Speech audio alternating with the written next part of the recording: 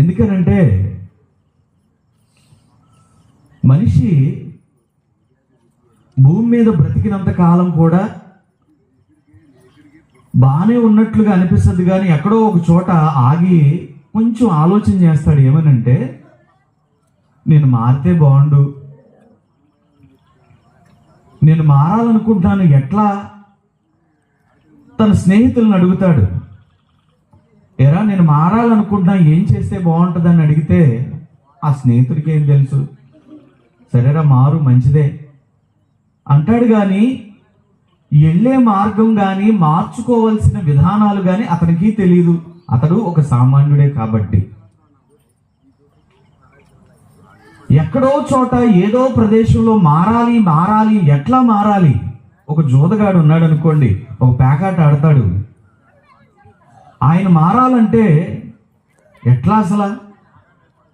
ఒక త్రాగుబోతున్నాడు, ఆయన మారాలంటే ఎట్లా? ఇవి సామాన్యంగా అంత తేలిగ్గా మనిషిని వదిలి వెళ్ళవు. త్రాగుబోతుతనం అనేది ఇప్పుడు పరిణామం, ఇప్పుడు పరిస్థితులను బట్టి మనం చూస్తుంటే చాలా చిన్న వయసు నుండే అది పెద్ద అలవాటుగా మారిపోతుంది. జోదం, ఈ పేకాటలు కానీ ఇంకపోతే ఇంకా వైగైరా చాలా ఆటలు ఉన్నాయి. మన పల్లెటూరులో కొన్ని ఆటలు ఉంటాయి, టౌన్లో మరికొన్ని ఆటలు ఉంటాయి. టౌన్లో అయితే అసలు మనం తట్టుకోలేం, కనీసం వాటి గురించి ఆలోచించడానికి కూడా భయం వేస్తుంది. ఎందుకనంటే అంత భయానకమైన జోదాలు లోకంలో ఉన్నాయి.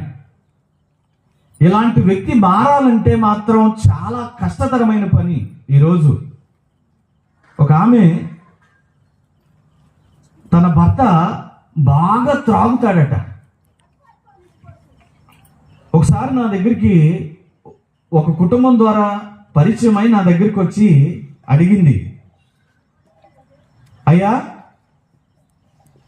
నేను బాగా ఇష్టపడి ప్రేమించి పెళ్లి చేసుకున్న ఈయన గారిని, తీరా పెళ్ళయి 2 పిల్లలు పుట్టిన తర్వాత విపరీతంగా తాగుతున్నాడు.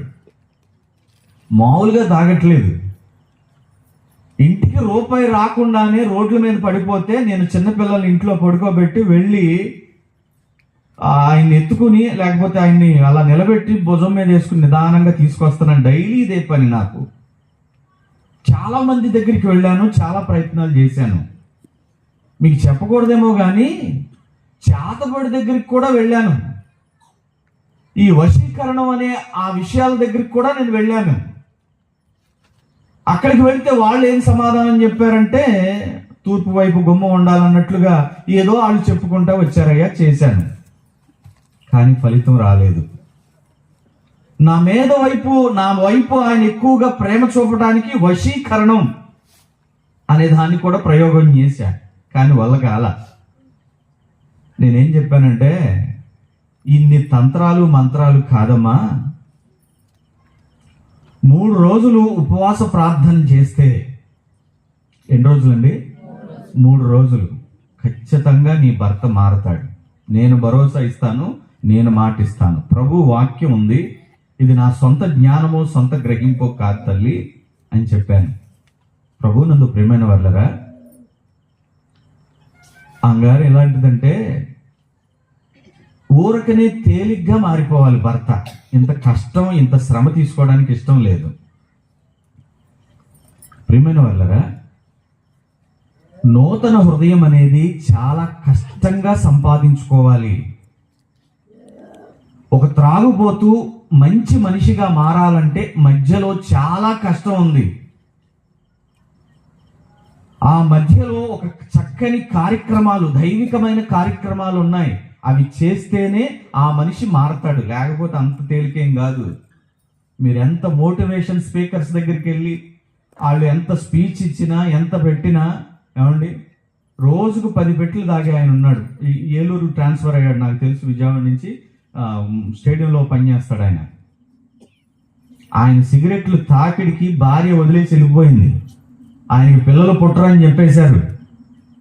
కానూరు, విజయవాడ దగ్గర కానూరు దగ్గర 4 ఎకరాల పొలం ఉంది. ఒక్కొక్క ఎకరమే దగ్గర 15 కోట్లు. నాకు తెలుసు ఆయన పేరు రవి గారు.